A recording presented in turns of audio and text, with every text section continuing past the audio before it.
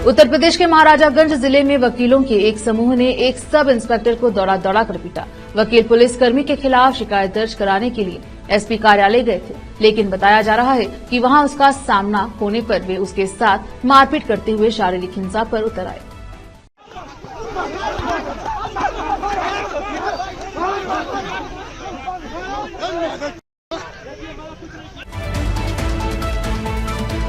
वाराणसी जिला अदालत ने आज बुधवार को ज्ञानव्यापी मस्जिद परिसर पर भारतीय पुरातत्व सर्वेक्षण एएसआई की वैज्ञानिक सर्वेक्षण रिपोर्ट हिंदू और मुस्लिम दोनों पक्षों को उपलब्ध कराने पर सहमति व्यक्त की। एएसआई सर्वेक्षण रिपोर्ट सार्वजनिक की जाएगी। दोनों पक्षों को हार्ड कॉपी प्राप्त होगी। यह घटनाक्रम 18 दिसंबर को वाराणसी जिला न्यायालय के समक्ष ज्ञानव्यापी मस्जिद परिसर पर एक सीलबंद कवर में एएसआई द्वारा अपनी रिपोर्ट प्रस्तुत करने के 1 महीने बाद आया है।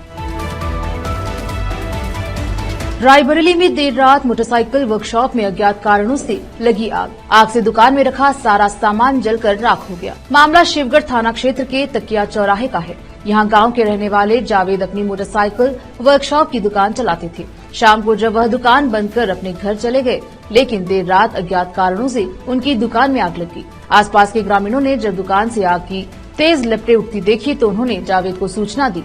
जब तक वह लोग आग पर काबू पाते, दुकान में रखा सारा सामान जलकर खाक हो गया।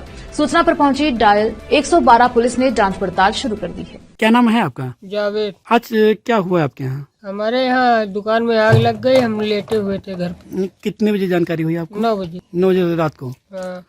क्या क्या नुकसान हुआ है आपका? 2 बाइक जली हुई है, हवा मशीन जली हुई है पूरी, और 20,000 का मोबाइल जला हुआ है, 2.5-3 लाख का पास्ट जला हुआ है। जी। ये जो है कि लगभग कितने का नुकसान होगा टोटल कम से कम 4 लाख का। 4 लाख का। पुलिस को सूचना दी थी आपने? जी दी है। कौन से डायल 112 आई थी? कौन सा? 112 आई थी।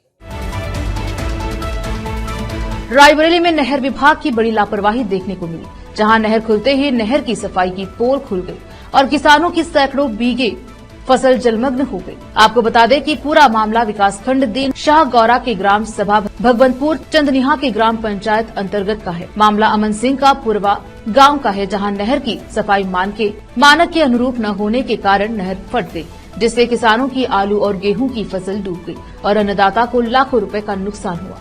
एक तरफ जहां अन्नदाता महंगाई की मार झेल रहा है, वहीं दूसरी ओर विभाग के लापरवाह और अधिकारियों और कर्मचारियों, यूं कहे या भ्रष्ट और लालची लोगों के कारण अन्नदाता किसानों को काफी नुकसान झेलना पड़ रहा है। कई बीघे की फसल जलमग्न हो गई, जिससे किसानों में काफी आक्रोश है। वहीं किसानों का कहना है कि अमन सिंह के गांव से लेकर बुढ़ानपुर तक कभी भी नहर की सफाई नहीं की जाती, जिसके कारण नहर की पटरी पूरी तरह से कट गई और जब नहर का पानी आता है, यदि ऐसा है तो खेतों में पानी भर जाता है, जिससे सैकड़ों बीघे खेती बर्बाद हो जाती है। तो अधिकारियों से शिकायत करने पर अधिकारी कहते हैं कि बजट नहीं है तो सफाई कैसे होगी, जिससे किसानों के बीच काफी आक्रोश है। रायबरेली में भीषण सड़क हादसा हो गया, जिसमें तेज रफ्तार 2 कारें आपस में टकरा गई। घटना में एक युवती समेत 2 लोग गंभीर रूप से घायल हो गए। घायलों को सीएचसी सामुदायिक स्वास्थ्य केंद्र से जिला अस्पताल रेफर किया गया है। घटना हरचंदपुर थाना क्षेत्र के कदबहोटी के पास का है।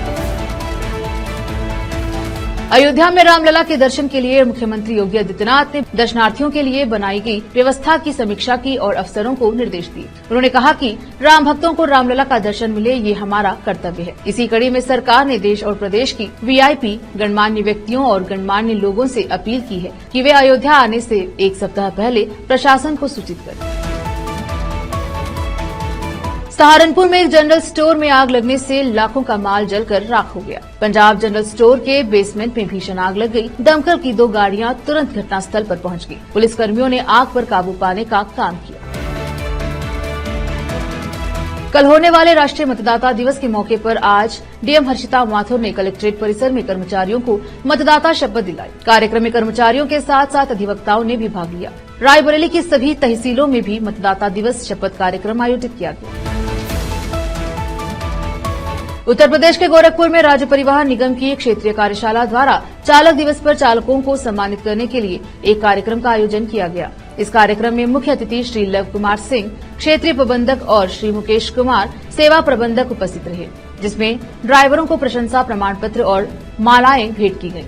क्षेत्रीय प्रबंधक ने चालकों को सड़क सुरक्षा नियमों का पालन करने, सीट बेल्ट लगाने, नशे में वाहन न चलाने, वाहन चलाते समय मोबाइल फोन का प्रयोग न करने, एम्बुलेंस व अग्निशमन वाहनों को प्राथमिकता देने तथा दुर्घटना पीड़ितों की सदैव सहायता करने की शपथ दिलाई। कार्यक्रम में गोरखपुर डिपो के सहायक क्षेत्रीय प्रबंधक महेश चंद्र श्रीवास्तव समेत अन्य अधिकारी मौजूद रहे। जिलाधिकारी हर्षिता माथुर ने फीता काटकर यूपी दिवस की शुरुआत की। शहर के जीआईसी ग्राउंड में 24 जनवरी से 26 जनवरी तक यूपी दिवस मनाया जाएगा। इस वर्ष के यूपी दिवस की थीम उत्तर प्रदेश की समृद्ध सांस्कृतिक विरासत है। यूपी दिवस के सभी कार्यक्रमों में उत्तर प्रदेश को शामिल किया जाएगा। अयोध्या की समृद्ध सांस्कृतिक विरासत की झलक दिखी।